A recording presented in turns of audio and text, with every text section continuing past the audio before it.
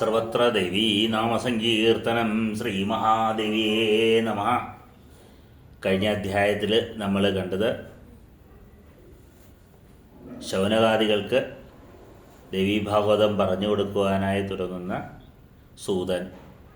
അപ്പോൾ ശൗനകാദികൾ ആരെയാണ് ദേവീഭാഗവതത്തെക്കുറിച്ച് പറയാൻ തുടങ്ങുമ്പോൾ ദേവീഭാഗവതം രചിച്ചായ വേദവ്യാസനെക്കുറിച്ചും വേദവ്യാസന് വേദവ്യാസനുണ്ടായ പുത്രദുഃഖത്തെക്കുറിച്ചുമെല്ലാം പറയുന്നു. അപ്പോൾ ആരെയാണ് ധ്യാനിക്കേണ്ടത് എന്നുള്ള വേദവ്യാസൻ്റെ ചോദ്യത്തിന് നാരദ മഹർഷി ഉത്തരം പറയുന്നു. പണ്ട് ഇതേ ചോദ്യം എൻ്റെ പിതാവ് ആയ ബ്രഹ്മാവ് മഹാവിഷ്ണുവിനോടും ചോദിച്ചു. അദ്ദേഹം ധ്യാനിച്ചിരിക്കുന്നത് കണ്ടപ്പോൾ അപ്പോൾ അദ്ദേഹം പറഞ്ഞ മറുപടി ഞാൻ പറഞ്ഞു തരാം എന്ന് പറഞ്ഞുകൊണ്ട് ദേവിയുടെ പ്രഭാവം പറയുകയാണ്. അപ്പോൾ വിഷ്ണു ചോദിക്കുന്നുണ്ട്, അങ്ങ് മുമ്പ് കണ്ടതല്ലേ മധുകേടവന്മാരുമായി ഞാൻ യുദ്ധം ചെയ്യാനും എന്നെ നിദ്രയിൽ നിന്നും ഉണർത്തിയത് അങ്ങയുടെ പ്രാർത്ഥനയല്ലേ? പിന്നെ അങ്ങ് കണ്ടതല്ലേ യുദ്ധം കഴിഞ്ഞ് ക്ഷീണിച്ചിരിക്കുന്ന എൻ്റെ ശിരസ് ധനുസ് ചിതലരിച്ചപ്പോൾ പൊട്ടിത്തെറിച്ച് എൻ്റെ തല പോയപ്പോൾ എനിക്ക് കുതിരയുടെ തല വെച്ച് തന്ന് അങ്ങ് തന്നെയല്ലേ? ഹയഗ്രീവൻ എന്ന് എനിക്ക് നാമം വരുവാൻ കാരണമായത് അങ്ങ് തന്നെയല്ലേ? അങ്ങേക്കറിയില്ലേ ദേവിയുടെ പ്രഭാവം എന്ന് പറയുന്നു. അങ്ങനെ നാരദൻ്റെ ഉപദേശം കേട്ട് വേദവ്യാസൻ തപസ് ചെയ്യാനായി മേരുപർവ്വതത്തിലേക്ക് പോയി. എന്നാൽ ശൗനകാദി മഹർഷിമാർക്ക് അവിടെ സംശയം ഉദിക്കുകയാണ്. അങ്ങ് പറഞ്ഞല്ലോ വിഷ്ണുവിൻ്റെ ശിരസ് പൊട്ടിത്തെറിച്ചു എന്നും ഹയഗ്രീവനായി എന്നും, ആ കഥ ഞങ്ങൾക്ക് പറഞ്ഞു തരാമോ എന്ന് ചോദിക്കുന്ന ഭാഗമാണ് ഇനി നമ്മൾ ശ്രവിക്കാൻ പോകുന്നത്. തുടർന്ന് മധുകേടവന്മാരുടെ കഥയും ചോദിക്കുന്നുണ്ട്. അതൊക്കെ ചോദിച്ച് പിന്നീടാണ് വീണ്ടും വ്യാസനിലേക്ക് തിരിച്ചു വരുന്ന വ്യാസൻ്റെ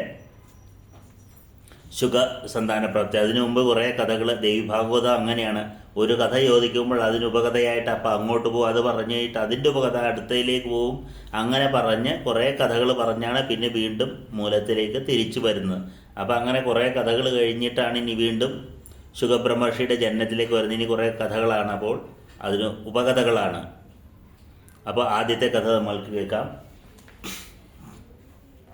ഋഷയൂജു സുതാ അസ്മാകം മനഃകാമം മഗ്നം സംശയസാഗരേ യഥോക്തം മഹദാശ്ചര്യം ജഗത് വിസ്മയകാരകം യന്മൂർധാ മാധവസ്യാവഗതോ ദേഹാത് പുനഃപരം ഹയഗ്രീവസ്തതോ ജാത സർവകർത്താ ജനാർദ്ദന.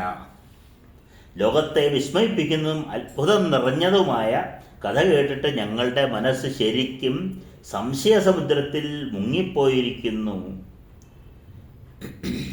സംശയസാഗരേ യഥോക്തം മഹദാശ്ചര്യം മനഃകാമം മഗ്നം. ജഗത് വിസ്മയകാരണം, ഈ ജഗത്തിനെ വിസ്മയിപ്പിക്കുന്ന ഈ സംഭവം കേട്ടിട്ട് ഞങ്ങൾ സംശയസാഗരത്തിൽ മുങ്ങിപ്പോയിരിക്കുന്നു. ആ മഹാവിഷ്ണുവിൻ്റെ ശിരസ് തെറിച്ചു പോയെന്നും അദ്ദേഹം വീണ്ടും ഹയഗ്രീവനായി ജനിച്ചുവെന്നും അങ്ങ് പറഞ്ഞുവല്ലോ. വേദം പോലെ ആരെയാണ് സ്തുതി നിത്യനെന്ന് കരുതി സ്തുതിക്കുന്നത്? ആദിദേവനും ജഗന്നാഥനും സർവ കാരണങ്ങൾക്കും കാരണഭൂതനായ ഭഗവാന്റെ ശിരസ് പോലും തെറിച്ചു പോയി എന്നോ. ആ കഥയെല്ലാം അങ്ങ് ഞങ്ങൾക്ക് പറഞ്ഞു തരണം എന്ന് സൂതനോട് ശൗനകാദി മഹർഷിമാർ ചോദിക്കുകയാണ്. ശൃണ്വന്തോ മുനയഃ സർവേ സാവധാനതാ സമന്തത ചരിതം ദേവദേവസ്യ വിഷ്ണു പരമതേജസ്സ. ദേവദേവനും പരമതേജസ്വിയുമായ വിഷ്ണുവിൻ്റെ ചരിതം മുഴുവൻ മഹർഷിമാരെ എല്ലാവരും ശ്രദ്ധിച്ച് കേൾക്കുവിൻ. ഒരിക്കൽ സനാതനായ ഭഗവാൻ ജനാർദ്ദൻ 10,000 വർഷം നീണ്ടുനിന്ന് അതിഭയങ്കരമായ യുദ്ധം ചെയ്ത് ക്ഷീണിച്ചു കഴിഞ്ഞപ്പോൾ സമതല പ്രദേശത്തൊരു നല്ല സ്ഥാനം നോക്കി ഞാൻ മുറുക്ക് കെട്ടി താഴെ കുത്തി നിർത്തി വില്ലിൽ കഴുത്ത് ചായ്ച്ച് പത്മാസനം പൂണ്ട് ഇരിപ്പായി. വില്ലിൻ്റെ തുമ്പിൽ ഭാരം തൊടുത്ത് രമാവതിയായ ഭഗവാൻ നല്ല ഉറക്കമായി ദത്വാഭാരം ധനുഷ്കോട്യാം നിദ്രാമാപ രമാവതി. ധനുഷ്കോടി വില്ലിൻ്റെ അഗ്രം, അത് ശ്രീരാമൻ കോദണ്ഡരാമൻ ആ വില്ലിൻ്റെ അഗ്രം കുത്തിയ ഭാഗമാണ് രാമേശ്വരത്തുള്ള ധനുഷ്കോടി. ഇവിടെ വില്ലിൻ്റെ അഗ്രം കുത്തി അതിൽ ജനാർദ്ദനൻ തൻ്റെ ശിരസ് ചായച്ചു വെച്ച് അങ്ങനെ ഇരുന്നങ്ങ് ഉറങ്ങിപ്പോയി. ക്ഷീണം കൊണ്ടും ദൈവനിയോഗം കൊണ്ടും അദ്ദേഹം വളരെ കാലം അങ്ങനെ ഉറങ്ങിപ്പോയി. ഏതാനും കാലം കഴിഞ്ഞപ്പോൾ ഇന്ദ്രൻ ഉൾപ്പെടെയുള്ള ദേവന്മാരെല്ലാവരും ഒരു യാഗം നടത്തുവാൻ തീരുമാനിച്ചു. യാഗവതിയായ യജ്ഞകർത്ര യജ്ഞഭർത്ര എല്ലാം വിഷ്ണുവാണ്. അപ്പോൾ വിഷ്ണുവിനെ യാഗത്തിൽ ക്ഷണിക്കാനായിട്ട് എല്ലാ ദേവന്മാരും ബ്രഹ്മാധിപര്യൻ്റെ എല്ലാ ദേവന്മാരും എത്തിച്ചേർന്നു. വൈകുണ്ഠത്തിൽ കാണാതായപ്പോൾ അവർ ദിവ്യദൃഷ്ടിയാൽ കണ്ടുപിടിച്ച് വിഷ്ണു ഇരിക്കുന്ന സ്ഥലം കണ്ടുപിടിച്ച് അങ്ങോട്ട് എത്തി. വിഭുവായ വിഷ്ണുവിനെ യോഗനിദ്രയ്ക്ക് അധീനനായിരിക്കുന്നത് കണ്ടിട്ട് ദേവന്മാരെല്ലാം അവിടെ അങ്ങനെ തന്നെ നിന്നു. ദേവന്മാരെല്ലാവരും അങ്ങനെ നിൽക്കുകയാണ് ചെയ്തത്. ജഗത്പതിയായ വിഷ്ണു നല്ല നിദ്രയിലും. അപ്പോൾ ബ്രഹ്മാവ്, ശിവൻ തുടങ്ങിയ ദേവന്മാർ ചിന്താധീനരായി. ദേവേന്ദ്രൻ അവരോട് പറഞ്ഞു, ദേവമുഖ്യന്മാരെ, എന്താണ് ഇപ്പോൾ നാം ചെയ്യേണ്ടത്? ബ്രഹ്മാവും ശിവനും ദേവേന്ദ്രനും കൂടി ആലോചിച്ചു. എന്തെങ്കിലും നമ്മൾ ചെയ്യേണ്ടതുണ്ട്. വിഷ്ണുവിൻ്റെ നിദ്ര ഭംഗം ചെയ്യേണ്ടതായിട്ടുണ്ട്. അത് കേട്ടിട്ട് ശംഭു പറഞ്ഞു, ദേവോത്തന്മാരെ, നിദ്രാഭംഗം ചെയ്യുന്നത് ദോഷമാണ്. എന്നാൽ യജ്ഞകാര്യം നിർവഹിക്കുകയും വേണം. ഉടൻ തന്നെ ബ്രഹ്മാവ് ചിതലിനെ സൃഷ്ടിച്ചു. അത് ചിതലിനോട് പറഞ്ഞു, വില്ലിൻ്റെ ഒരഗ്രം കാർന്നു തിന്നുക. ഉൽപാദിതാ തഥാ വമ്രി ബ്രഹ്മണ പരമേഷ്ഠിന തഥാ ഭക്ഷിതും തത്ര ധനുഷോഗ്രം യഥാസ്ഥിതം. വമ്രി ചിതലിനെ സൃഷ്ടിച്ചിട്ട് ധനുഷ്വഗ്രം ധരാസ്ഥിതം, ധരയിൽ സ്ഥിതി ചെയ്യുന്ന ധരാസ്ഥിതമായിട്ടുള്ള ഭൂമിയിൽ സ്ഥിതി ചെയ്യുന്ന ആ വില്ലിൻ്റെ അഗ്രം നിങ്ങൾ തിന്നണം. അപ്പോൾ ഞാണ് വില്ലിൽ നിന്ന് വേർപെടും, വില്ല് ഉയരും. അങ്ങനെ വിഷ്ണുവിൻ്റെ ഉറക്കത്തിൽ നിന്ന് വിഷ്ണു ഉണരും. അഗ്രം ചിതൽ തിന്നാലുടൽ ഞാൻ പൊട്ടി വില്ല് നിവർന്നുകൊള്ളും. അപ്പോൾ ദേവതനായ ഇദ്ദേഹം ഉറക്കത്തിൽ നിന്നും ഉണരുകയും ചെയ്യും. അപ്പോൾ അത് കേട്ട് ചിതൽ ബ്രഹ്മാവിനോട് ചോദിച്ചു, ദേവദേവനും ജഗദ്ഗുരുവുമായ ലക്ഷ്മിപതിയുടെ നിദ്രയെ ഭഞ്ജിക്കുന്നത് എങ്ങനെയാണ്? അത് ശരിയാണോ? ഉറക്കത്തിൽ നിന്ന് ഉണർത്തുക, കഥാരസത്തിൽ മുഴുകിയിരിക്കെ വിഘ്നമുണ്ടാക്കുക, ദമ്പതികളുടെ സ്വൈരസല്ലാപത്തിന് തടസ്സമുണ്ടാക്കുക, അമ്മയെയും കുഞ്ഞിനെയും തമ്മിൽ വേർപെടുത്തുക, ഇവയെല്ലാം ബ്രഹ്മഹത്യയ്ക്ക് തുല്യമാണെന്ന് പറയപ്പെടുന്നു. നിദ്രാഭംഗ കഥാഛേദോ ദമ്പത്യോ പ്രീതിഭേദനം ശിശുമാതൃഭേദശ്ച ബ്രഹ്മഹത്യാസമം സ്മൃതം. എത്ര ഉദാത്തമായ കാര്യങ്ങളാണ്! ആ കാര്യങ്ങൾക്ക് വിഘ്നം വരുത്തി കഴിഞ്ഞ് കഴിഞ്ഞാൽ അത് ബ്രഹ്മഹത്യയ്ക്ക് തുല്യമാണ്. നിദ്രാഭംഗം, ഉറക്കുന്ന ഒരാളെ ഉണർത്തുക എന്ന് വെച്ച് രാത്രി 10 മണി കിടന്നിട്ട് രാവിലെ 10 മണി വരെ കിടന്നുറങ്ങണവരെ ഉണക്കാൻ പാടില്ല എന്നല്ല അതിൻ്റെ അർത്ഥം. സൂര്യോദയത്തിന് മുമ്പ് ഉണർന്ന് എണീക്കണം. അവരെ ഉണർത്തുന്ന ഭാവമല്ല. ഇടതടവില്ലാതെ യാതൊരു അല്ലലുമില്ലാതെ അങ്ങനെ കിടന്ന് മുഴുവൻ ദിവസവും കിടന്നുറങ്ങുന്നവരെ ഉണർത്തുകൊണ്ട് ദോഷമില്ല. സന്ധ്യാസമയത്തൊക്കെ കിടന്നുറങ്ങുന്നവരെ, അങ്ങനെയുള്ളവരെയൊക്കെ ഉണർത്തണം. പക്ഷേ ഉറങ്ങുമ്പോൾ ആവശ്യമില്ലാതെ, യാതൊരു കാര്യവുമില്ലാതെ ഒരാളെ പെട്ടെന്ന് വിളിച്ചുണർത്തുക, അർദ്ധരാത്രിയിൽ ഉണർത്തുക, ഇങ്ങനെയുള്ള കാര്യങ്ങളൊക്കെ ആണ് ദോഷം. അതുപോലെ കഥാച്ഛേദോ, കഥ പറഞ്ഞുകൊണ്ടിരിക്കുന്ന അല്ലെങ്കിൽ കഥ കേട്ടുകൊണ്ടിരിക്കുന്ന ഒരാളെ ശല്യപ്പെടുത്തുക. ഇപ്പം തന്നെ ഭാഗവതം പറഞ്ഞുകൊണ്ടിരിക്കുമ്പോൾ ഒരാൾ വളരെ ശ്രദ്ധയോട് കേട്ടുകൊണ്ടിരിക്കുകയാണ്. അയാളോട് ചെന്ന് ചെവിയിൽ എന്തെങ്കിലും മന്ത്രിക്കുക, അയാളെ വിളിക്കുക, 1 മിനിറ്റ് വരാമോ എന്ന് അയാളെ വിളിക്കുക. അതൊക്കെ ദോഷമാണ്. അതാണ് ഇവിടെ പറയുന്നത്. ദമ്പത്യോ പ്രീതിഭേദനം, ഭാര്യയും ഭർത്താവും കൂടെ ഒന്നിച്ച് പ്രീതിയോടെ ഇരിക്കുന്നിടത്ത് അവരെ തടസ്സപ്പെടുത്തുവാനായി ചെല്ലുക. അതുപോലെ ശിശുമാതൃഭേദം, കുഞ്ഞിനെ അമ്മയിൽ നിന്നും വേർപെടുത്തുക. ഇതൊക്കെ ബ്രഹ്മഹത്യാഭാവങ്ങളാണെന്നാണ് പറയുന്നത്. തത്കഥം ദേവദേവസ്യ കരോമി സുഖനാശനം കിം ഫലം ഭക്ഷണോദ്ദേവ ഏന പാപം കരോമ്യഹം. ഞങ്ങൾ എന്തിനീ പാപം ചെയ്യുന്നു? അതുകൊണ്ട് ഞങ്ങൾക്ക് എന്താണ് ഫലം എന്ന് ചെതിലുകൾ ചോദിച്ചു. സ്വാർത്ഥ ചിന്ത അവിടെ തുടങ്ങി. ഞങ്ങൾ ചെയ്യാം, പക്ഷെ ചെയ്താൽ ഞങ്ങൾക്ക് എന്ത് ഗുണം കിട്ടും എന്ന് ചെതൽ ബ്രഹ്മാവിനോട് ചോദിച്ചു. അപ്പോൾ ബ്രഹ്മാവ് പറഞ്ഞു,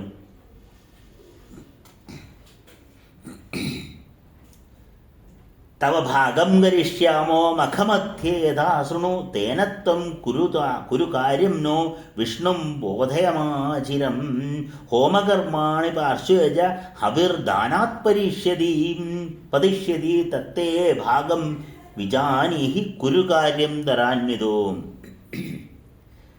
യജ്ഞപഥ്യത്തിൽ ഒരു ഭാഗം നിനക്ക് ഞങ്ങൾ തന്നുകൊള്ളാം.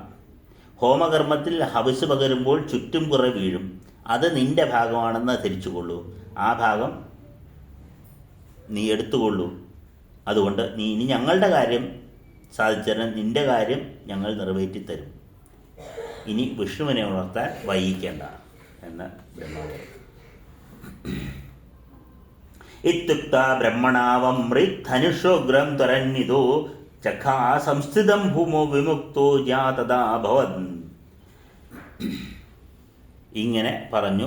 വമ്രികൾ, ചിതലുകൾ വളരെ വേഗം വില്ലിൻ്റെ മണ്ണിലിരുന്ന ഭാഗത്തെ തിന്നു തുടങ്ങി. പെട്ടെന്ന് തന്നെ ഞാൻ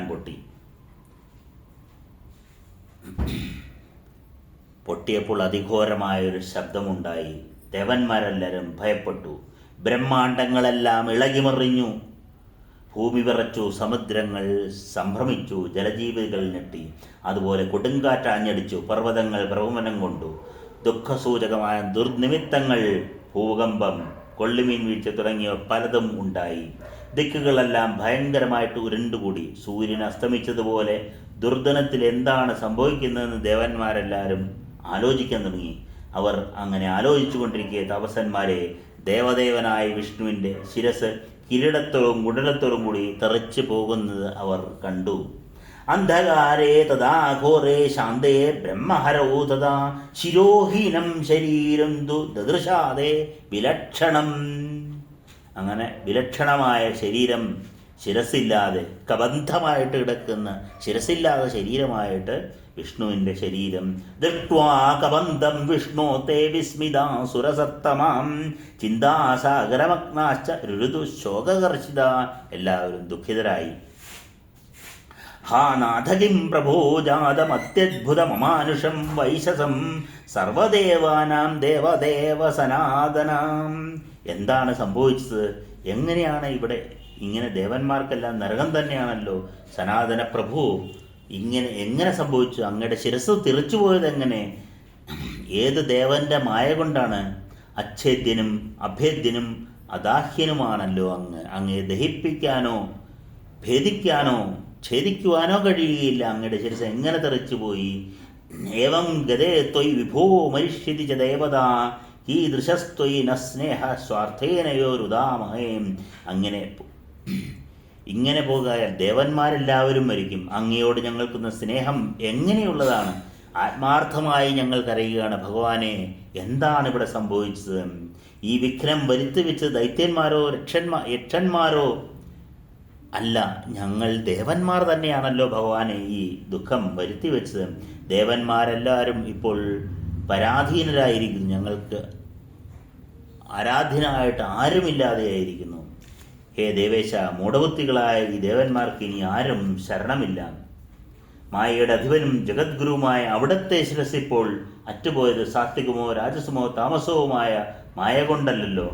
ശിവപ്രമുഖനായ ദേവന്മാർ ഇങ്ങനെ വിലപിക്കുകയും അവരെ ആശ്വസിപ്പിച്ചുകൊണ്ട് വേദജ്ഞരിൽ ശ്രേഷ്ഠരായ ബൃഹസ്പതി പറഞ്ഞു, മഹാഭാഗ്യവാന്മാരെ, കരഞ്ഞതുകൊണ്ടോ അലമുറയിട്ടതുകൊണ്ടോ എന്തു പ്രയോജനം? ഏതു വിധേനയും ആലോചിച്ച് ഒരു ഉപായം കണ്ടുപിടിക്കുകയാണ് വേണ്ടത്. ദേവേശ, ഭാഗ്യവും പുരുഷപ്രയത്നവും രണ്ടും തുല്യ പ്രധാനങ്ങൾ തന്നെ. ഏത് പ്രകാരത്തിലായാലും പരിഹാരകർമ്മം നാം ചെയ്യേണ്ടതാണ്. ഭാഗ്യമുണ്ടെങ്കിൽ അത് ഫലവത്താകും. അപ്പോൾ ഇന്ദ്രൻ പറഞ്ഞു, ഭാഗ്യം തന്നെയാണ് വലുത്. പൗരുഷം എത്ര അർത്ഥശൂന്യം. ദേവന്മാർ നോക്കി നിൽക്കെ തന്നെ വിഷ്ണുവിൻ്റെ ശിരസ് പോലും അറ്റില്ലേ? കാലം കൊണ്ട് നേടിയത് എന്തോ അത് ശുഭമായാലും അശുഭമായാലും അനുഭവിച്ചേ മതിയാവൂ. വിധിയെ ആർക്ക് മറികടക്കാനാവും എന്ന് ബ്രഹ്മാവ് പറഞ്ഞു. ദേഹമുള്ളവനാണ് സുഖദുഃഖങ്ങൾ അനുഭവിക്കുന്നത്. ഇക്കാര്യത്തിൽ സംശയമില്ല. എങ്ങനെയെന്നാൽ കാലത്തിന് വിധേയനായി ശംഭു പണ്ട് എൻ്റെ ശിരസ് മുറിച്ചു. അതുപോലെ മഹാദേവൻ്റെ ലിംഗം മഹർഷിമാരുടെ ശാപം മൂലം നിപതിച്ചു. ഇന്ദ്രൻ സഹസ്രഭകനായി തീർന്നതും ഇപ്പോൾ ഹരിയുടെ ശിരസ് ഉപ്പുകടലിൽ വീണിരിക്കുന്നു. സഹസ്രഭകനായ ഇന്ദ്രൻ താമരയ്ക്കുള്ളിൽ ഒളിച്ചു കഴിഞ്ഞു.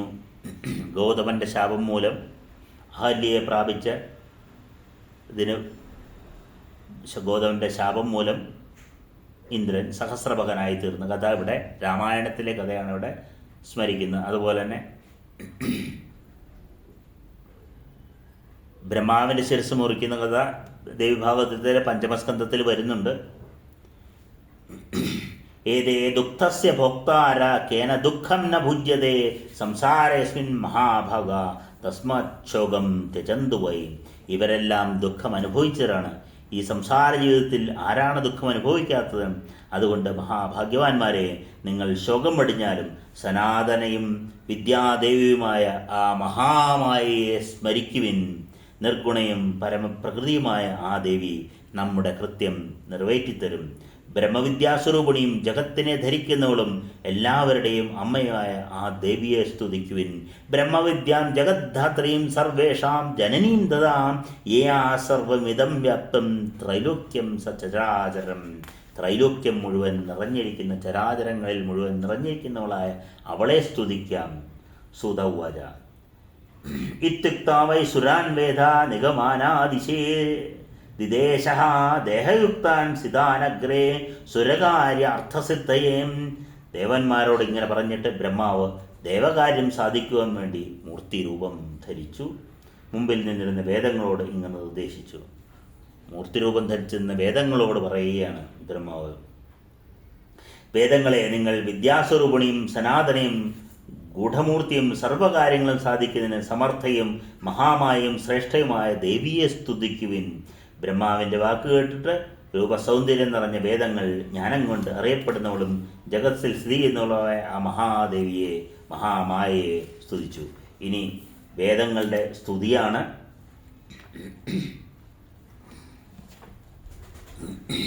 ആ വേദങ്ങളുടെ സ്തുതി കേട്ട് മഹേശ്വരി അശരീരിയായിട്ട് ദേവന്മാർക്ക് നിർദ്ദേശം കൊടുക്കുകയാണ്. ഹയത്തിൻ്റെ ശിരസ് വിഷ്ണുവിൻ്റെ ശിരസിൽ സ്ഥാപിക്കാനുണ്ട്. വേദങ്ങളുടെ സ്തുതിയിലേക്ക് നമുക്ക് കിടക്കാം. നമോ ദേവി മഹാമായേ വിശ്വോത്പത്തികരേ ശിവേ നിർഗുണേ സർവഭൂതേശി മാത ശങ്കരകാമദേ ത്വം ഭൂമി സർവഭൂതാനാം പ്രാണവദം ദദാം ശ്രീകാന്തി ക്ഷമാ ശാന്തി ശ്രദ്ധാ മേധാ സ്മൃതി സ്മൃതിം ത്വമുദ്ഗീതേ അർത്ഥമാത്രാസി ഗായത്രീ വ്യാഹൃതിസ്തതാം ജയാ ച വിജയാധാത്രീ ലജ്ജാ കീർത്തി സ്പൃഹാ ദയാം ത്വം ത്വാസ്തു മൈംബ ഭുവനത്രയ സംവിധാന ദക്ഷാം ദയാരസയുതാം ജനനീം ജനാനാം വിദ്യാം ശിവാം സകലലോകഹിതാം വരേണ്യാം വാഗ്ബീജവാസ നിപുണാം ഭവനാശകർത്രീം ബ്രഹ്മാഹര ശൗരി സഹസ്രനേത്രാം വാഗ്അഗ്നിസൂര്യഭുവനാധിനാഥാം തേ തൃത്കൃതാസക്തി സദോ ന മുഖ്യാ മാതായതസ്ത്വം തിരജംഗമാനം സകലഭുവനമേതത് കർത്തുകാമായതാത്വം സൃജസി ജനനി ദേവാൻ വിഷ്ണുരുദ്രാജമുഖ്യാൻ സ്ഥിതിലയജനനം തൈകാര്യസ്യേകരൂപം ന ഖലു തവ കഥഞ്ചിത് ദേവി സംസാരലേശം ന തേ രൂപം വേത്തും സകലഭുവനെ കോപി നിപുണോ നാംനാം സംഖ്യാതേ കഥിതുമിഹ യോഗ്യോ ദിസ്പുരുഷം യദൽപം ഗീലാലം കലയിതുമശക്തഃ സതു നര കഥം പാരാവാര കലനചതുരസ്യാദിതമതിം ന ദേവാനാം മധ്യേ ഭഗവതി തവാനന്ദവിഭവം വിജാനേകത്യോപി ത്വമിഹ ഭുവനേകാസി ജനനി കഥം മിഥ്യാ വിശ്വം സകലമപി ചൈകാരജയസി പ്രമാണം തേതസ്മിൻ നിഗമവചനം ദേവി വിഹിതം നിരീഹൈവാസിത്വം നിഖില ജഗതാം കാരണമഹോ ചരിത്രം തേ ചിത്രം ഭഗവതി മനോ നോ വ്യഥയതി കഥം കാരം വാച്യ സകല നിഗമായ ഗോചര ഗുണപ്രഭാവസ്വം യസ്മാൻ സ്വയമപി ജാനാസി പരമം നകിം ജാനാസി ത്വം ജനനീ മധുജിം മൗലിപപതനം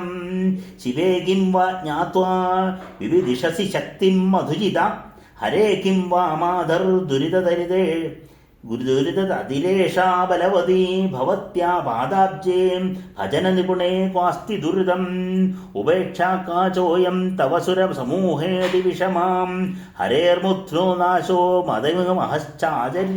മഹാശ്ചര്യജനകം മഹദ്ദുഃഖം മാദസ്ത്വമസി ജനനേ ജനനനിച്ഛേദകുശലാം ന ജാനീമോ മൗലേർവിഘടനവിളംബകഥമഭൂം ജ്ഞാത്വാ ദോഷം സകലസുരതാബാധിതം ദേവി ചിത്തേ കിം വാ വിഷ്ണോരമരജനിതം ദുഷ്കൃതം ബാധിതം തേ വിഷ്ണോർവാ കിം സമരജനിത കോപവർഗോതിവേഗം ചേത്തും മാതസ്തവ വിലസിതം നയോപിത്മോത്രഭാവം കിം വാ ദൈത്യേ സമരവിജിതേ തീർത്ഥദേശേ സുരമ്യേ ഘോരം തത്വാ ഭഗവതിവരം ലബ്ധവദ്ഭിർഭവത്യാ അന്തർധാനം ഗമിതരമധുനാ വിഷ്ണുശീർഷം ഭവാനി ദ്രഷ്ടും കിം വാ വിഗതശിരസം വാസുദേവം വിനോദം സിന്ധോപുത്ര്യാം ദോഷിതാക്കിം ത്വമാദ്യേ കസ്മദ്ദേനാം രക്ഷസേ നാദയീനാം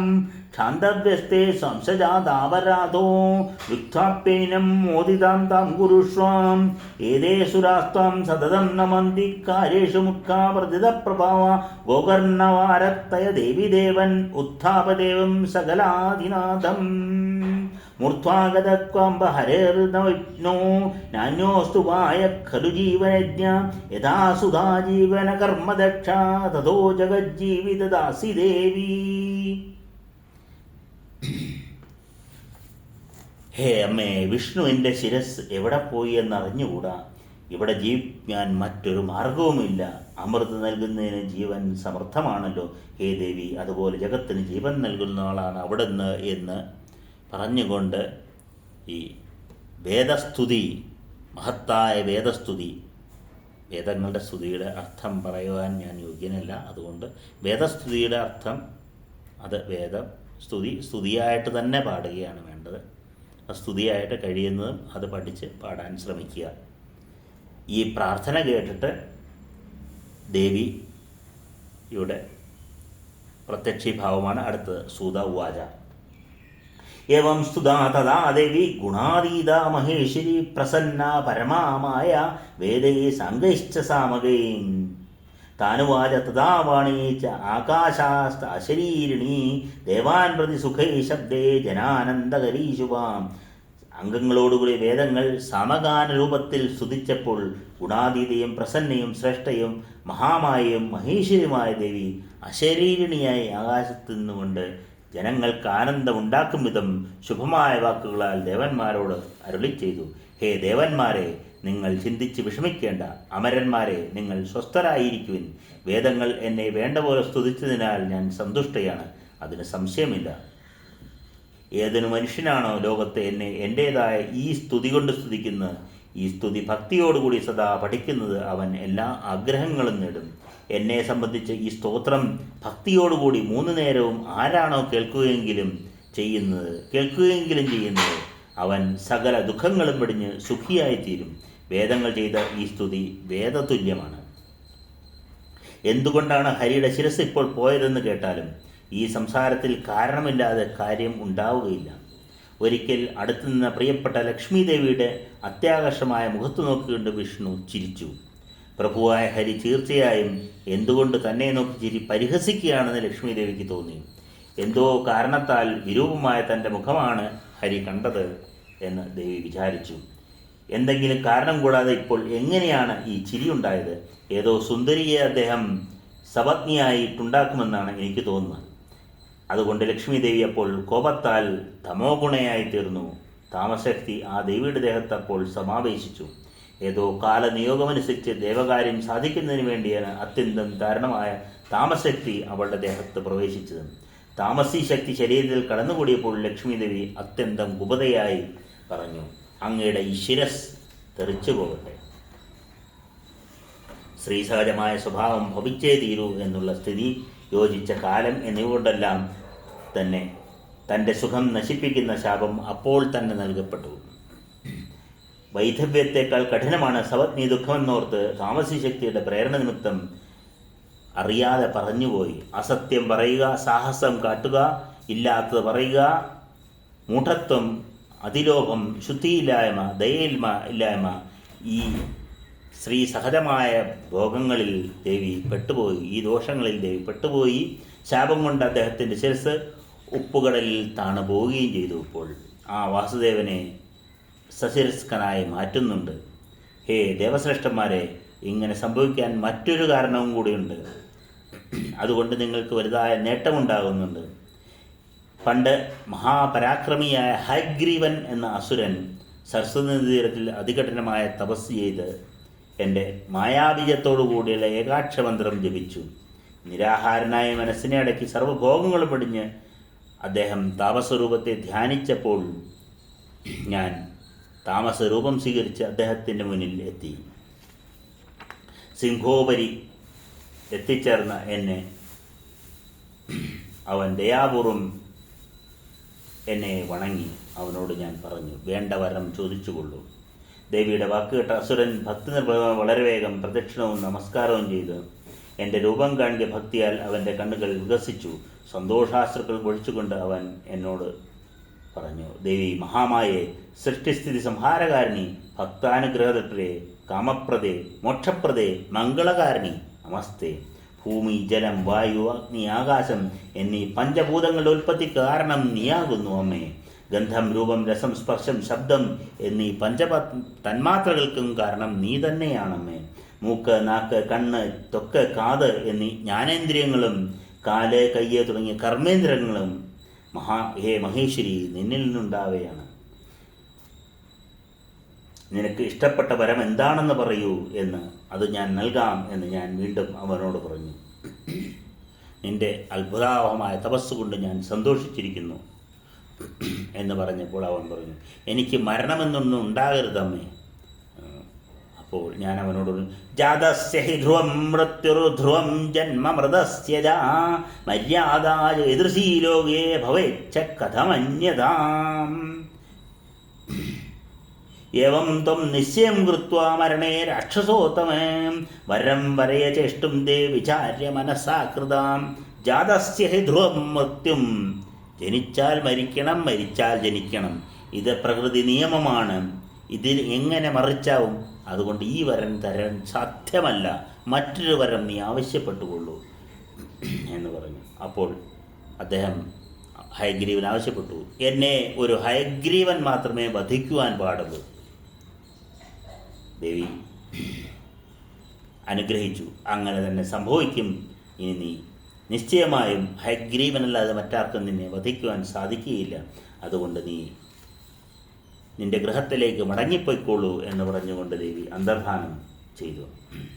അവനും സ്വഭവനം പ്രാപിച്ചു. വരപ്രമത്തനായി മുനിമാരെയും വേദങ്ങളെയും ഹിംസിക്കാൻ അവൻ ആരംഭിച്ചിരിക്കുന്നു. ഇപ്പോൾ അവനെ വധിക്കുവാൻ മുപ്പാരിലും ആരുമില്ല. അതുകൊണ്ടാണ് വിഷ്ണുവിൻ്റെ ശിരസിപ്പോൾ അറ്റത്. ത്വഷ്ടാവ് വിഷ്ണുവിൻ്റെ ശിരസിൽ ഒരു ഹയത്തിൻ്റെ, ഒരു അശ്വത്തിൻ്റെ തല ചേർത്ത് വയ്ക്കട്ടെ. ഹയഗ്രീവനായ തീർന്ന ഭഗവാൻ പാപിഷ്ഠനും ക്രൂരനുമായ അസുരനെ ദൈവഹിതത്തിനു വേണ്ടി ഹനിച്ചുകൊള്ളും. സർവമംഗളകാരിണിയായ ദേവി ദേവന്മാരോട് ഇങ്ങനെ പറഞ്ഞു നിർത്തിയപ്പോൾ അത്യധികം സന്തുഷ്ടയായ അവർ ദേവശില്പിയായ വിശ്വകർമാവിനോട് പറഞ്ഞു, വിഷ്ണുവിൻ്റെ ശരീരത്തിൽ ഹയൻ്റെ ശിരസ് ചേർത്ത് അദ്ദേഹത്തെ ജീവിപ്പിക്കണം. അദ്ദേഹം ഹയഗ്രീവിനെ വധിച്ചുകൊള്ളും. ദേവന്മാർ ഇങ്ങനെ പറഞ്ഞത് കേട്ടപ്പോൾ വിശ്വകർമാവ് അതിവേഗം ദേവന്മാരുടെ മുൻപിൽ വെച്ച് ഖഡ്ഗം കൊണ്ട് കുതിരയുടെ തല വെട്ടിയെടുത്തു. അതിനുശേഷം കുതിരത്തല ശിരസിനോട് ചേർത്ത് വിഷ്ണുവിൻ്റെ കബന്ധത്തിൽ ശിരസിൻ്റെ സ്ഥാനത്ത് വെച്ച് വിഷ്ണു ഹയഗ്രീവനായി തീർന്നു. കുറച്ചു കാലത്തിനകം അദ്ദേഹം ഹയഗ്രീവൻ എന്ന അസുരനെ യുദ്ധത്തിൽ സംഗ്രഹിക്കുകയും ചെയ്തു. ഭൂമിയിൽ ശുഭതമായ ഈ കഥ കേൾക്കുന്ന മനുഷ്യരെല്ലാം സർവ്വ ദുഃഖങ്ങളിൽ നിന്നും മുക്തരായി തീരുമെന്നതിന് സംശയമില്ല. മഹാമായ ചരിതം, ഈ പാവനമായ ചരിത്രം പാവത്തെ നശിപ്പിക്കും. പഠിക്കുന്നവർക്കും കേൾക്കുന്നവർക്കും സർവസമ്പത്തുകളും ഉണ്ടാവുകയും ചെയ്യും എന്ന് സൂതൻ പറഞ്ഞു നിർത്തുന്നിടത്ത് പഞ്ചമാധ്യായവും സമാപിക്കുന്നു. ഇനി ഷഷ്ഠസ്കന്ധത്തിൽ അടുത്ത ഉപകഥയാണ്. മധുകേടവന്മാരുടെ ഉപകഥ ഇവിടെ തുടങ്ങുന്നു. ഋഷയ ഊജു സൗമ്യ യച്ഛ ത്വയാ പ്രോക്ത ശൗരേർയുദ്ധം മഹാർണവേ മധുകേടവയോസാർത്ഥം പഞ്ചവർഷസഹസ്രകം. 5000 വർഷം മഹാർണവത്തിൽ യുദ്ധം ചെയ്യുന്നുവെന്ന് അങ്ങ് പറഞ്ഞല്ലോ. എങ്ങും സമുദ്രം ജലം നിറഞ്ഞു നിൽക്കെ എങ്ങനെ ഈ അസുരന്മാർ ഉണ്ടായി? ആ അസുരന്മാർ എങ്ങനെ ജനിച്ചു? ഭഗവാൻ എങ്ങനെ കൊന്നു അവരെ? ഇതെല്ലാം ഈ അത്ഭുതമായ കഥ അങ്ങ് ഞങ്ങൾക്ക് പറഞ്ഞു തന്നാലും എന്ന് സൂതനോട് കഥ കേൾക്കാൻ കൊതി കൊണ്ടിരിക്കുന്നവരാണ് ഞങ്ങൾ. അങ്ങ് കഥാവക്താവെന്ന് കീർത്തി കേട്ടവനും ദൈവാധീനം കൊണ്ട് നമ്മൾ ഇരുവരും ഒത്തുചേരുകയും ചെയ്തു. മൂർഖനോട് കൂടിച്ചേരുക എന്ന് വിഷത്തേക്കാൾ ഭയമുണ്ടാക്കുന്നതാണ്. വിജ്ഞനുമായ സമ്പർക്കം അമൃതതുല്യവുമാണ്. മൂർഖേണ സഹസംയോഗോ വിഷാദവിസുദുർജര വിജ്ഞേന സഹസംയോഗേ സുധാസരസമസ്മൃത. ജീവന്തി പശവഃ സർവേ ഖാദന്തി മേഹയന്തി ജാനന്തി വിഷയാകാരം വ്യവായ സുഖമത്ഭുതം. ജീവികളെല്ലാം ഭക്ഷിച്ചും വിസർജിച്ചും കഴിയുന്നു. വിഷയങ്ങളെ മുൻനിർത്തിയുള്ള അത്ഭുതകരമായ ഭോഗസുഖം അറിയുന്നു. യഥാർത്ഥമായ ജീവിതമെന്തെന്നോ സുഖമെന്തെന്നോ അവർ അറിയുന്നില്ല. അവർക്ക് സദസജ്ഞാനമോ മോക്ഷപ്രദമായ വിവേകമോ ഇല്ല. പുരാണാദി കഥകൾ ശ്രവിക്കുന്നതിൽ താല്പര്യമില്ലാത്തവർ മൃഗതുല്യരാണെന്ന് അറിയണം. മാൻ തുടങ്ങിയ ചില മൃഗങ്ങളും ശബ്ദസുഖം ആസ്വദിക്കുന്നുണ്ട്. കാതില്ലാത്ത പാമ്പുകളും നാദാസ്വാദനത്താൽ മുഗ്ധരാകുന്നുണ്ട്. 5 ജ്ഞാനേന്ദ്രിയങ്ങളിൽ വെച്ച് പ്രധാനപ്പെട്ടവ ചെവിയും കണ്ണുമാണ്. കേൾവി കൊണ്ട് വസ്തുജ്ഞാനവും കാഴ്ച കൊണ്ട് മനപ്രീതിയും ഉണ്ടാകുന്നു. ശ്രവണം തന്നെ സ്വാത്വികം, രാജസം, താമസം എന്നിങ്ങനെ 3 തരത്തിലുണ്ട്. വേദശാസ്ത്രങ്ങളുടെ ശ്രവണം സാത്വികം, സാഹിത്യ ശ്രവണം താമസം, യുദ്ധവാർത്ത, പരദോഷം എന്നിവയുടെ ശ്രവണം താമസം. സ്വാത്വിക ശ്രവണം തന്നെ ഉത്തമം, മധ്യമം, അധമം എന്നിങ്ങനെ 3 വിധത്തിലുണ്ടെന്ന് ആത്മജ്ഞാനികളായ വിദ്വാൻമാർ പറഞ്ഞിട്ടുണ്ട്. സാഹിത്യ ശ്രവണവും 3 വിധമുണ്ട്: ഉത്തമം, മധ്യമം, അധമം.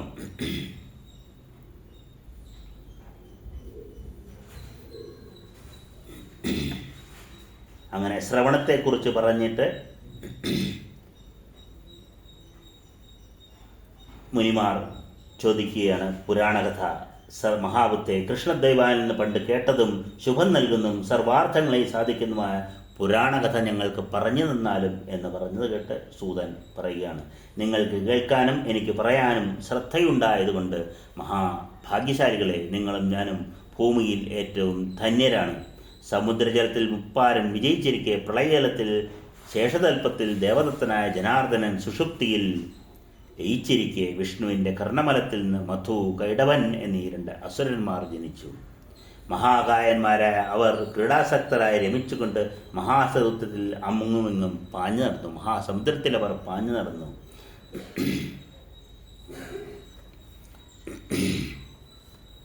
എങ്ങും പരന്നു കിടക്കുന്നതും സുഖം നൽകുന്ന ഈ ജലം ആരെ ആശ്രയിച്ചാണ് നിൽക്കുന്നത്? ആരാണ് സൃഷ്ടിച്ചത്? ഇങ്ങനെ നാം ഇരുവരും ജലത്തിൽ താണുപോകാതെ നിൽക്കുവാൻ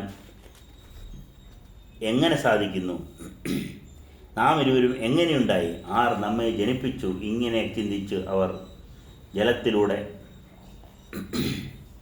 നടന്നുകൊണ്ടിരിക്കുന്നു. അപ്പോൾ കൈഠവൻ മധുവിനോട് പറഞ്ഞു, മധു, ഈ വെള്ളത്തിൽ നിൽക്കാൻ അചലയും ബലവതിയുമായ ഒരു ശക്തി കാരണമായി വർത്തിക്കുന്നുണ്ടെന്നാണ് എൻ്റെ അഭിപ്രായം.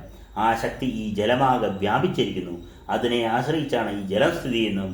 പരാശക്തിയായ ആ ദേവിയാണ് നമ്മെ സൃഷ്ടിച്ചിരിക്കുന്നത്. ചിന്താവിഷ്ടരായ ആസുരന്മാർക്ക് ഇങ്ങനൊരു ബോധമുണ്ടായപ്പോൾ ആകാശത്ത് നിന്ന് ഇരുവർക്കും മനോഹരമായൊരു വാഗ്ബീജം കേൾക്കാൻ കഴിഞ്ഞു. ആ വാഗ്ബീജമന്ത്രം അവർ ശ്രദ്ധിച്ചു കേട്ടു, അഭ്യസിച്ച് ഉറപ്പിച്ചു. ആകാശത്ത് ശുഭസൂചകമായ ഒരു മിന്നൽ പ്രത്യക്ഷപ്പെട്ടത് അവർ കണ്ടത്. ഇങ്ങനെ ചിന്തിച്ചിട്ട് അവർ ഊണുമുറക്കവും ഉപേക്ഷിച്ചിട്ട് ഏകാഗ്രതയോടെ ആ വാഗ്ബീജത്തിൽ തന്നെ ധ്യാനനിമഗ്നരായിരുന്നു. അങ്ങനെ അനേകകാലം അവർ തപസ് ചെയ്തപ്പോൾ പരാശക്തി പ്രസന്നയായി തീർന്നു. ശക്തിസ്വരൂപിണിയായി പരാശക്തി ദൈത്യരെ കണ്ടിട്ട് അനുഗ്രഹിക്കാൻ വേണ്ടി അശരീരിണിയായി ഇങ്ങനെ അരുളി ചെയ്തു: ദൈത്യന്മാരെ, നിങ്ങൾക്ക് അത്യന്തം ഇഷ്ടമായ വരം ചോദിച്ചുകൊള്ളൂ. വാഗ്ബീജം ചൊല്ലി എന്നെ സ്തുതിച്ച നിങ്ങളിൽ ഞാൻ സംപ്രീതയായിരിക്കുന്നു.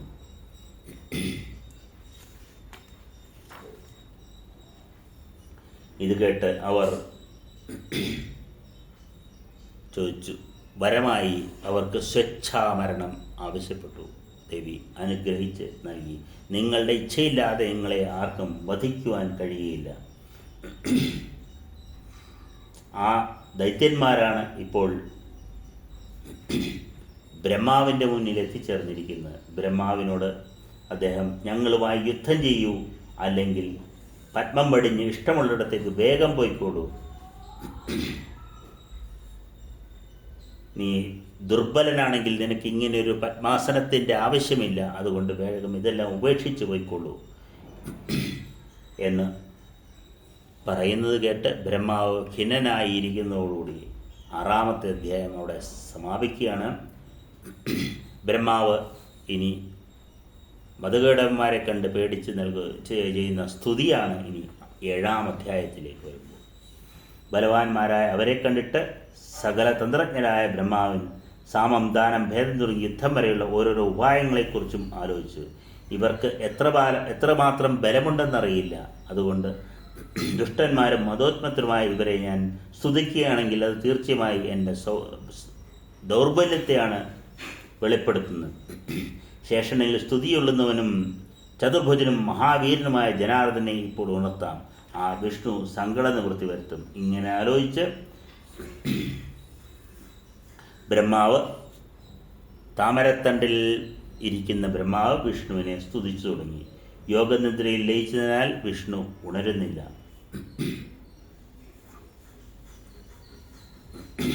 ഹേ ദീനനാഥ, ഹരേ വിഷ്ണു, അങ്ങ് ഉണർന്നെഴുന്നേൽക്കൂ. ഹേ അന്തർയാമൻ, അമേയാത്മൻ, വാസുദേവ, ജഗത്പദേ, സന്തുഷ്ടരായ ശത്രുക്കളെ നശിപ്പിക്കുന്നതിൽ ഏകാഗ്രചിത്തനായിരിക്കുന്നവനെ, ചക്രം, ഗദ എന്നീ ആയുധം ധരിക്കുന്നവനെ, സർവലോകേശ, സർവജ്ഞ, സർവശക്തിയും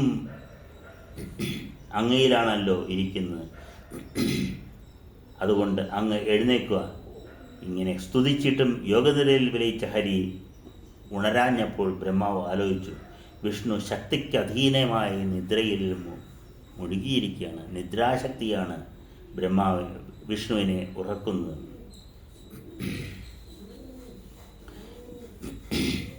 ബ്രഹ്മാവ് ഇങ്ങനെ ആലോചിച്ച് ഒരു തീരുമാനത്തിലെത്തി. ഏകാഗ്ര ചിന്തയിൽ ധ്യാനിച്ച് ആ നിദ്രാദേവിയെ സ്തുതിക്കുവാൻ തുടങ്ങി. ഏത് ശക്തിയാണ് വിഷ്ണുവിനെ അചേതനും അനക്കം പോലും ഇല്ലാത്തവനുമാക്കി തീർത്തത്? ആ ശക്തിക്ക് എന്നെ രക്ഷിക്കാൻ കഴിയും. മരിച്ചവൻ എപ്രകാരം ശബ്ദാദി ഗുണങ്ങളെ അറിയുന്നില്ലയോ, അപ്രകാരം നിദ്ര പൂണ്ട് കണ്ണടച്ച ഹരിയും അറിയുന്നില്ല. പല പ്രകാരം സ്തുതിച്ചിട്ടും അദ്ദേഹം ഉണരുന്നില്ല. അതുകൊണ്ട്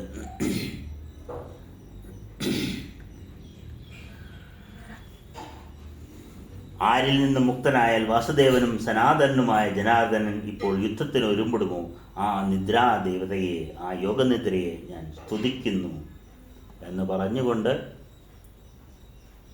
പത്മാസനസ്ഥിതനായ ബ്രഹ്മാവ് വിഷ്ണുവിൻ്റെ അംഗങ്ങളിൽ വ്യാപിച്ചിരിക്കുന്ന ആ യോഗനിദ്രയെ സ്തുതിച്ചു. ഇനി ബ്രഹ്മാവിൻ്റെ യോഗനിദ്രാ സ്തുതിയാണ്.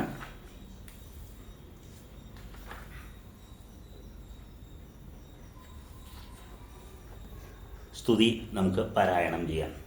ദേവീ ത്വമസ്യ ജഗദഖില കാരണം ഹി ജ്ഞാതം മയാ സകല വേദവചോംഭിരംബ യദ്വിഷ്ണുരപ്യഖില ലോക വിവേകകർത്താ നിദ്രാവശം ച ഗമിത പുരുഷോത്തമദ്യ को वेद ते जननि मोहविलासलीलां मूढोऽस्म्यहं हरिरयं विवशश्चेदें इत्युक्तया सकलभूतमनोनिवासे विद्युत्तमो विभतकोटिषु निर्गुणायां सांख्या वदन्ति प्रकृतिं पुरुषं च ययां तां चैतन्यभावरहितां जगदं च कर्त्रीं किं तादृशासि कथमत्र जगन्निवास चैतन्यता विरहितो विरहित्वदाद्या नाट्यं तनोषि सगुणा विविधप्रकारं नो वेत्ति कोऽपि तव कृत्यविधानयोगं ध्यायन्ति त्वां मुनिगणा नियतं त्रिकालं सन्ध्येति नाम परिकल्प्य गुणान् भवानीम् उत्तिर्हिलो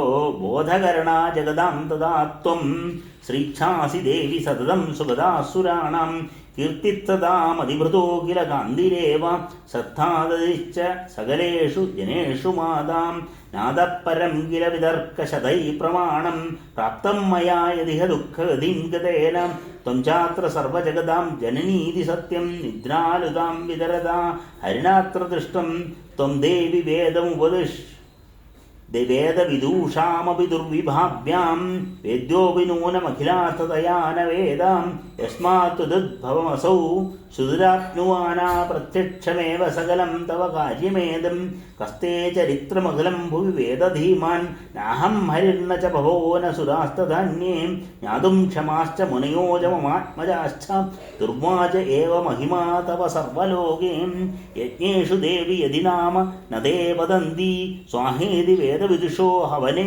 कृतेऽपि न प्राप्नुवन्ति सततं मघभागधेयं देवास्त्वमेव विबुधेषु वृत्तिदासि त्राता वयं भगवती प्रथमं त्वया वै देवारिसम्भो भयादधुना तथैव पीडोऽस्मि देवि वरदे शरणं गतोऽस्मि घोरं निरीक्ष्य मधुना सह कैढवं च नो वेत्ति विष्णुरधुना मम दुःखमेतत् जाने त्वयात्मविवशीकृतदेहयष्टिं मुञ्जीति देवमथवा जहि दानवेन्द्रौ यद्रोचते तव गुरुश्व महानुभावे जानन्ति येन तव देवि परं प्रभावं ध्यायन्ति ते हरिहरावपि मन्दचित्ताम् ज्ञातं मदयान्यजननी प्रकटं प्रमाणं यद्विष्णुरत्यनिरतं विवशोधशेदें सिन्धोद्भवापि न हरिं प्रतिबोधितुं वै शक्तापदिं तव वशानुगमज्ञशक्त्यां मन्ये त्वया भगवति प्रसवं रमाभि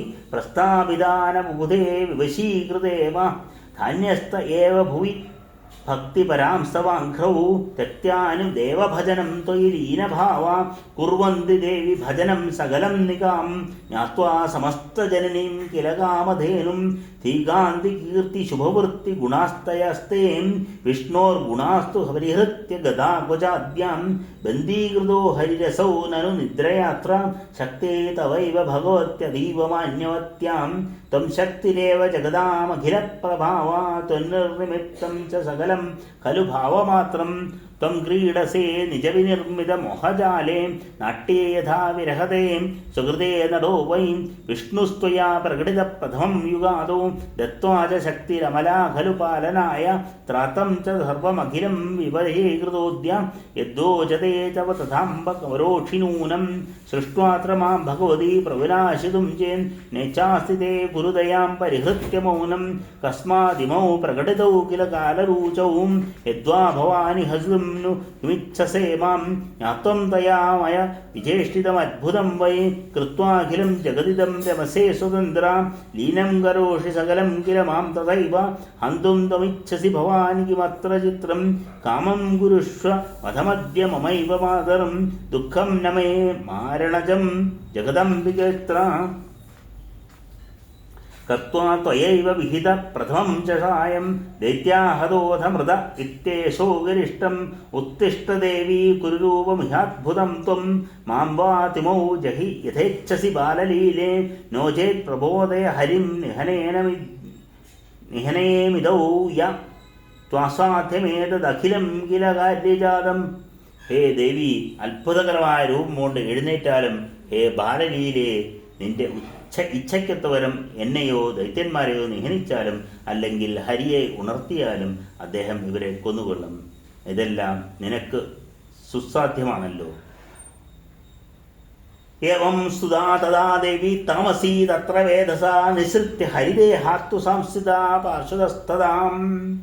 ബ്രഹ്മാവ് ഇങ്ങനെ സ്തുതിച്ചത് കേട്ട് താമസശക്തി രൂപിണിയായ ദേവി ഹരിയുടെ ദേഹത്തു നിന്നും പുറത്തു വന്ന് സമീപത്തു നിന്നു.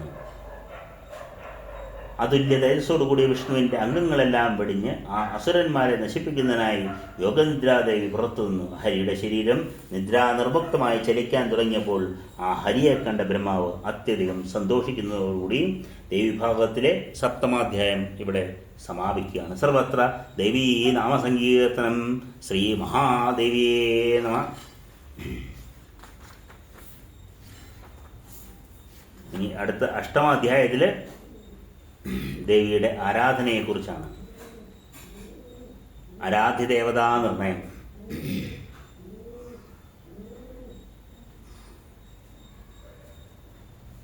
ഋഷിമാർ പറയുന്നു, ഹേ മഹാഭാഗ, ഞങ്ങൾക്ക് ഈ കഥയിൽ സന്ദേഹവും അത്ഭുതവും തോന്നുന്നു. വേദങ്ങളും ശാസ്ത്രങ്ങളും പുരാണങ്ങളും വിദ്വാൻമാരും എല്ലായ്പ്പോഴും ഉറപ്പിച്ച് പറയുന്നുണ്ട് ബ്രഹ്മാവ്, വിഷ്ണു, ശിവൻ എന്നീ 3 ദേവന്മാരും നിത്യന്മാരാണെന്നും അവർക്കുപരിയായ ബ്രഹ്മാണ്ടത്തിൽ മറ്റൊന്നുമില്ലെന്നും. ബ്രഹ്മാവ് ലോകങ്ങളെ സൃഷ്ടിക്കുന്നു, വിഷ്ണു അഖില ലോകങ്ങളെയും പാലിക്കുന്നു, രുദ്രൻ യഥാകാലം സംഹരിക്കുന്നു. ഈ മൂവരുമാണ് സൃഷ്ടിസ്ഥിതി സംഹാരങ്ങൾക്ക് കാരണം. ഒരേ മൂർത്തി തന്നെ രജസ്തമോ ഗുണഭേദങ്ങളോടുകൂടി ബ്രഹ്മ, വിഷ്ണു, മഹേശ്വരൻ എന്ന 3ആയി പിരിഞ്ഞ് സൃഷ്ടിസ്ഥിതി സംഹാരങ്ങൾ നിർവഹിക്കുന്നു. ഈ മൂവരിൽ ശ്രേഷ്ഠൻ പുരുഷോത്തമനും മാധവനുമായ ഹരിയാണ്. ആദിദേവനും ജഗന്നാഥനുമായ അദ്ദേഹം സർവകാമങ്ങളിലും സർവകർമ്മങ്ങളിലും സമർത്ഥനാകുന്നു. അതുല്യ തേജസ്സോടുകൂടി വിഷ്ണുവിനെ പോലെ സമർത്ഥനായ വേറൊരാളില്ല. സ്വാമിയായ ആ വിഷ്ണു വിവശനായി യോഗമായയ്ക്ക് അധീനായി ഉറങ്ങിയതെങ്ങനെ? എവിടെ പോയി വിഷ്ണുവിൻ്റെ വിജ്ഞാനം? എവിടെ പോയി അദ്ദേഹത്തിൻ്റെ ജീവചേഷ്ടകൾ? ഇത് എനിക്ക് വളരെ സംശയം ജനിപ്പിക്കുന്നു. ഇതിൻ്റെ തെറ്റിയും ശരിയും പറഞ്ഞു തന്നാലും പ്രഭുവായ വിഷ്ണുവിനെ പോലും ജയിച്ചതായി മുമ്പ് പറഞ്ഞ ആ ശക്തി എന്താണ്? ആ സുഹൃത, ആ ശക്തി എവിടെ നിന്നുണ്ടായി? എങ്ങനെ ശക്തിയായി? എന്താണ് ആ ശക്തി എന്ന് പറഞ്ഞാലും ജഗദ്ഗുരുവും സർവേശ്വരനും പരമാത്മസ്വരൂപനും പരമാനന്ദനും സച്ചിദാനന്ദമൂർത്തിയും സകലത്തിൻ്റെയും കർത്താവും ഭർത്താവും സൃഷ്ടാവും നിർമ്മലനും എങ്ങും നിറഞ്ഞവനും ശുദ്ധനും പരാൽപരനുമായ വാസുദേവനുമായ ആ വിഷ്ണു എങ്ങനെ പരതന്ത്രനായി നിദ്രയ്ക്കടിമപ്പെട്ടു? ഇതാണ് അത്ഭുതപ്പെടുത്തുന്നത്. അതുകൊണ്ടാണ് ഞങ്ങൾക്ക് സന്ദേഹവും. ഹേ പരന്തപ, വ്യാസശിഷ്ണനും മഹാമതിയുമായ സൂത, അങ്ങ് ഞങ്ങളുടെ സന്ദേഹം തീർത്തു നിന്നാലും. അത് കേട്ട് സൂതൻ പറഞ്ഞു, ചരാചാത്മകമായ ഈ ത്രൈലോക്യത്തിൽ ആര് ഈ സന്ദേഹം ഇല്ലാതാക്കും? ബ്രഹ്മപുത്രന്മാരും നിത്യന്മാരുമായ സനകാദിമുനിമാർ പോലും ഇക്കാര്യത്തിൽ അജ്ഞരാണ്. ഹേ മുനിശ്രേഷ്ഠന്മാരെ, നാരദനും കപിലനും ഈ കാര്യത്തിൽ അജ്ഞരാണ്. മഹാഭാഗന്മാരെ, ദുർഘടമായ ഈ പ്രശ്നത്തിൽ ഞാൻ എന്താണ് പറയുക? സർവവ്യാപിയും സർവസംരക്ഷകനുമാണ് ദേവശ്രേഷ്ഠനായ വിഷ്ണു എന്ന് പറയപ്പെടുന്നു. ചരാചാത്മകമായ ഈ വിരാട് രൂപ അദ്ദേഹത്തിൻ്റെതാണ്. നാരായണനും ഋഷികേശനും വാസുദേവനും ജനാർദ്ദനും പരാത്പരനുമായ ആ ദേവനെ ദേവന്മാരെല്ലാവരും നമസ്കരിച്ച് ഉപാസിക്കുന്നു. അങ്ങനെ മറ്റു ചിലർ ചന്ദ്രകലാധരനും ത്രിനേത്രനും പഞ്ചമുഖനും ശൂലപാണിയും വൃഷധ്വജനും മഹാദേവനുമായ ശങ്കരനെ ഉപാസിക്കുന്നു. അതുപോലെ വേദങ്ങളിലെല്ലാം ശങ്കരനെ ത്രയംബകനും കപർദിയും പഞ്ചമുഖനും ദേഹാർത്ഥം ഗൗരിക്ക് നൽകിയവനുമായി സ്തുതിക്കുന്നു. സദാ കൈലാസത്തിൽ വസിക്കുന്നവനും സർവശക്തനും ഭൂതഗണങ്ങളോട് കൂടിയവനും ദക്ഷന്റെ ആജ്ഞയെ ധ്വംസിച്ചവനുമാണ് ആ ദേവൻ. അപ്രകാരം വേദവിത്തുകൾ കാലത്തും ഉച്ചയ്ക്കും വൈകിട്ടും പലതരത്തിലുള്ള സ്തുതികൾ കൊണ്ട് ഹേ മഹാഭാഗന്മാരെ, സൂര്യനെ ഉപാസിക്കുന്നു. സൂര്യോപാസനം ഉത്തമമാണെന്ന് എല്ലാ വേദങ്ങളും പറയുന്നുണ്ട്. പരമാത്മാവെന്ന നാമത്താൽ പ്രസിദ്ധനുമാണ് മഹാത്മാവായ അദ്ദേഹം. വേദങ്ങളിലെല്ലാം വേദപണ്ഡിതന്മാർ അഗ്നിയെ സ്തുതിക്കുന്നു. അതുപോലെ ത്രിലോകനാഥനായ ഇന്ദ്രനെയും ദേവദേവന വരുണനെയും സ്തുതിക്കുന്നുണ്ട്. എങ്ങനെയാണോ ഗംഗ വിവിധ പ്രവാഹങ്ങളിലൂടെ വിവിധ രൂപങ്ങളിൽ അറിയപ്പെടുന്നത്, അതുപോലെ വിഷ്ണു തന്നെയാണ് വിവിധ രൂപങ്ങളിലൂടെ പ്രകാശിക്കുന്നത് എന്ന് മഹർഷിമാർ പറഞ്ഞിട്ടുണ്ട്.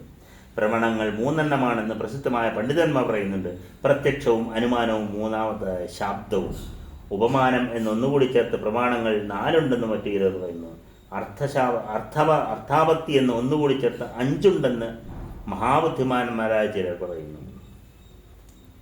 പുരാണജ്ഞരായ ചില വിദ്വാൻമാർ പ്രമാണങ്ങൾ 7 പറയുന്നു. ഈ പ്രമാണങ്ങൾ കൊണ്ട് പരമമായ ആ ബ്രഹ്മത്തെ അറിയാൻ വളരെ പ്രയാസമാണ്. ബുദ്ധി, ആഗമം, നിശ്ചയാത്മികമായ യുക്തി എന്നിവ കൊണ്ട് വീണ്ടും വീണ്ടും ആലോചിച്ച് ഇതിൽ തർക്കിക്കേണ്ടതായി വരും. ശിഷ്ടന്മാർ അനുസരിച്ചു വരുന്ന ദൃഷ്ടാന്തങ്ങൾ കൊണ്ടും ജ്ഞാനം കൊണ്ടും വിദ്വാൻമാർ എല്ലായ്പ്പോഴും പ്രത്യക്ഷമായി തന്നെ അത് ചിന്തിച്ചറിയണം. സൃഷ്ടി ശക്തി ബ്രഹ്മാവിലും പാലനശക്തി ഹരിയിലുമാണെന്ന് വിദ്വാൻമാർ പറയുന്നുണ്ട്. പുരാണങ്ങൾ ഉദ്ഘോഷിക്കുകയും ചെയ്യുന്നുണ്ട്. സംഹാരശക്തി ഹരനിലും, പ്രകാശിക്കാനുള്ള ശക്തി സൂര്യനിലും, ഭൂമിയെ ധരിക്കാനുള്ള ശക്തി ശേഷനിലും, അതുപോലെ കൂർമ്മത്തിലുമാണ്. ദാഹകശക്തി അഗ്നിയിലും, പ്രേരകശക്തി വായുവിലും അടങ്ങിയിരിക്കുന്നു. എല്ലാറ്റിലും അടങ്ങിയിരിക്കുന്ന ആ ശക്തി ആദ്യാശക്തിയുടെ രൂപാന്തരമാകുന്നു. ശിവോവി ശവതാം യാതി കുണ്ടലീന്യാ വിവർജിത ശക്തിഹീനസ്തു യക്കച്ചിൻ അസമർത്ഥ സ്മൃതോ ബുധൈ. കുണ്ടലിനി ശക്തിയോടുകൂടാത്ത ശിവൻ പോലും ശവമാണ്. ശക്തിഹീനമായ ഏതൊരുവനും അസമർത്ഥനെന്നാണ് വിദ്വാൻമാരുടെ മതം. ഹേ മഹാതപസ്വികളെ, ഇങ്ങനെ ബ്രഹ്മാദി സ്തംഭപര്യന്തം ഈ ബ്രഹ്മാണ്ടത്തിലെ സ്ഥാവരവും ജമവുമായ സകലത്തിലും യജ്ഞം ശക്തി വർദ്ധിക്കുന്നുണ്ട്. ശക്തിഹീനമായ സ്ഥിതി ചെയ്യുന്ന ചരവും അചാരവുമായ ഏതൊന്നും നിന്ദ്യമാണ്. അത് ഒന്നിനും സമർത്ഥമല്ല. അശക്തന് ശത്രുവിനെ ജയിക്കാൻ കഴിയുകയില്ല. എങ്ങും പോകാനും ഒന്നും ഭക്ഷിക്കുവാനും കഴിയുകയില്ല. ഇങ്ങനെ എല്ലായിടത്തും നിറഞ്ഞ ആ ശക്തിയാണ് ബ്രഹ്മമെന്ന് വിശേഷിക്കപ്പെട്ടിരിക്കുന്നത്. വിദ്വാൻമാർ ബുദ്ധി കൊണ്ട് നന്നായി ആലോചിച്ച് ആ ശക്തിയെ തന്നെ പല പ്രകാരത്തിൽ ഉപാസിക്കുന്നു. വിഷ്ണുവിലുള്ളത് സാത്വിക ശക്തിയാണ്. അതില്ലാതെ വിഷ്ണു ഒന്നും ചെയ്യാനാളല്ല. ബ്രഹ്മാവിൽ രാജസി ശക്തിയാണുള്ളത്. അതില്ലാതെ ബ്രഹ്മാവ് സൃഷ്ടാവല്ല. ശിവനിൽ താമസി ശക്തിയാണുള്ളത്. അതുകൊണ്ട് സംഹാരക്രിയനായിരിക്കുന്നു. ഇങ്ങനെ വീണ്ടും വീണ്ടും മനസ്സുകൊണ്ട് ആലോചിച്ച് എല്ലാം ഊഹിക്കാവുന്നതാണ്. ആ ശക്തിയാണ് ബ്രഹ്മാണ്ടത്തെ സൃഷ്ടിക്കുന്നതും എല്ലാറ്റിനെയും പാലിക്കുന്നതും. ഇച്ഛാനുസൃതം ആ ശക്തി ചരാചരാത്മകമായ ഈ ജഗത്തിനെ സംഹരിക്കുകയും ചെയ്യുന്നു. സ്വകർത്തവ്യ നിർവഹണത്തിൽ വിഷ്ണുവും ശിവനും ബ്രഹ്മാവും അഗ്നിയും സൂര്യനും വരുണനും ഒരു പ്രകാരത്തിലും സ്വയം ശക്തരാകുന്നില്ല. ആ ദേവന്മാരെല്ലാം ശക്തിക്ക് അധീനരായിട്ടാണ് സ്വകർമ്മങ്ങൾ നിർവഹിക്കുന്നത്. കാര്യകാരണ രൂപത്തിൽ പ്രത്യക്ഷമായി അറിയപ്പെടുന്ന ആ ശക്തി തന്നെയാകുന്നു. ആ ശക്തി സഗുണയെന്നും നിർഗുണയെന്നും രണ്ടു വിധത്തിലുണ്ടെന്ന് വിദ്വാൻമാർ പറയുന്നു. സകാമന്മാർക്ക് ആശ്രയിക്കാവുന്ന ശക്തിയാണ് സഗുണ. നിഷ്കാമന്മാർക്ക് ഉപാസിക്കാവുന്ന നിർഗുണയുമാകുന്നു. ധർമാർത്ഥ കാമമോക്ഷങ്ങൾക്ക് അധീനയാണ് നിരാകുലയായ ആ ശക്തി. വിധപൂർവം പൂജിച്ചാൽ ആഗ്രഹിക്കുന്നതെല്ലാം അവൾ നൽകും. എപ്പോഴും മായാവലയത്തിൽപ്പെട്ട മൂഢന്മാർ ആ ശക്തി സ്വരൂപിണിയെ അറിയുന്നില്ല. അറിയുന്ന ചില മനുഷ്യരാകട്ടെ അന്യരെ തെറ്റിദ്ധരിപ്പിക്കുക കൂടി ചെയ്യുന്നു. കലിയാൽ പ്രേരിതമാക്കപ്പെട്ടതുമൂലം വിചാരശക്തിയേറ്റ പണ്ഡിതന്മാർ ഉദരപൂരണത്തിനു വേണ്ടി ഓരോരോ നിരീശ്വരവാദങ്ങൾ ഉന്നയിക്കുന്നു. ഹേ മഹാഭാഗന്മാരെ, ഈ കലിയുഗത്തിൽ വേദബാഹ്യമായി നാനാ ഭേദങ്ങളോടുകൂടിയ ധർമ്മങ്ങൾ ഉണ്ടാവുന്നു. വേദവിഹിതമല്ലാത്ത അനേകം ധർമ്മങ്ങളുണ്ട്. ഈ കലികാലത്ത് നാമ്പെടുക്കുന്നു എന്നർത്ഥം. അന്യയുഗങ്ങളിൽ ഇങ്ങനെയൊന്നും ഉണ്ടാകാറില്ല. ഈ വിഷ്ണു അനേക വർഷങ്ങളായി ഉഗ്രമായ തപസ് ചെയ്യുന്നു. ബ്രഹ്മാവും ശിവനും ഉൾപ്പെടെ 3 ദേവന്മാരും ആരെയോ തീർച്ചയായും ധ്യാനിച്ചു കൊണ്ടിരിക്കുന്നു. മൂവരും സദാ എന്തോ ആഗ്രഹിക്കുന്നുണ്ട്. അത് നേടാൻ വേണ്ടിയാണ് ബ്രഹ്മവിഷ്ണു മഹേശ്വരന്മാർ എപ്പോഴും യജ്ഞങ്ങൾ നടത്തുന്നത്. ബ്രഹ്മമെന്ന് പറയുന്നത് പരാത്മസ്വരൂപിണിയും പരയുമായ ആ ശക്തിയെയാണ്. ആ ദേവിയെ നിത്യവും മനസ്സിൽ നിത്യവും സനാതനവുമായി കരുതി ധ്യാനിക്കുന്നു. അതുകൊണ്ട് നിശ്ചയബുദ്ധി വന്ന പണ്ഡിതന്മാർ ശക്തിയെ സദാ ഉപാസിക്കേണ്ടതാണ്. ഹേ മുനിമാരെ, സർവശാസ്ത്രങ്ങളുടെയും പൊരുൾ അതുതന്നെയാണെന്നറിയണം. കൃഷ്ണദ്വൈപായനിൽ നിന്നാണ് ഇത് ഞാൻ കേട്ടത്. അദ്ദേഹം അത് പഠിച്ചത് നാരദനിൽ നിന്നാണ്. നാരദനാകട്ടെ പിതാവായ ബ്രഹ്മാവിൽ നിന്നും, ബ്രഹ്മാവ് മനസ്സിലാക്കിയത് വിഷ്ണുവിൽ നിന്നും. ന ശ്രോതവ്യം ന മന്തവ്യം അന്വേഷാം വചനം ബുധൈ ശക്തിരേവ സദാസേവ്യ വിദ്വദ്ഭി കൃതനിശ്ചയം. വിദ്വാൻമാർ മറ്റുള്ളവരുടെ വാക്ക് കേൾക്കുകയും ചിന്തിക്കുകയും ചെയ്യണമെന്നില്ല. സന്ദേഹം നശിച്ച പണ്ഡിതന്മാർ സത്യമറിയാൻ പരാശക്തിയെ സദാ ഉപാസിച്ചാൽ മതിയാകും. പ്രത്യക്ഷമപി ദ്രഷ്ടവ്യം അശക്തസ്യ വിശേഷിതം തഥാ സർവേഷു ഭൂതേഷു ജ്ഞാതവ്യാ ശക്തിരേവ ഹി. പ്രത്യക്ഷമായിട്ട് അറിയാൻ കഴിയുമല്ലോ ശക്തി ഇല്ലാത്തവൻ്റെ ചേഷ്ടകൾ. അതിനാൽ സർവഭൂതങ്ങളിലും കുടികൊള്ളുന്ന ആ ശക്തി തന്നെയാണെന്ന് അറിയേണ്ടതാണ്. സർവത്ര ദേവീനാമസങ്കീർത്തനം. ശ്രീ മഹാദേവിയെ നമ. ഇത് ശ്രീമദ് ദേവീ ഭാഗവതേ പ്രഥമസ്കന്ധേ അഷ്ടമോധ്യായ. സർവത്ര ദേവീനാമസങ്കീർത്തനം. ശ്രീ മഹാദേവിയെ നമ. സർവമംഗളമംഗല്യേ ശിവേ സർവാർത്ഥസാധികേ ശരണ്യേ ത്രംബകേ ഗൗരി നാരായണി നമോസ്തേ. ഹരേ രാമ രാമ രാമ ഹരേ ഹരേ, ഹരേ കൃഷ്ണ കൃഷ്ണ കൃഷ്ണ ഹരേ ഹരേ സർവത്ര ദേവീനാമസങ്കീർത്തനം. ശ്രീ മഹാദേവിയെ നമോ. ഭാഗം ഇവിടെ സമർപ്പിക്കുന്നു. അമ്മേ നാരായണ, ദേവി നാരായണ, ലക്ഷ്മി നാരായണ, ഭദ്രേ നാരായണ.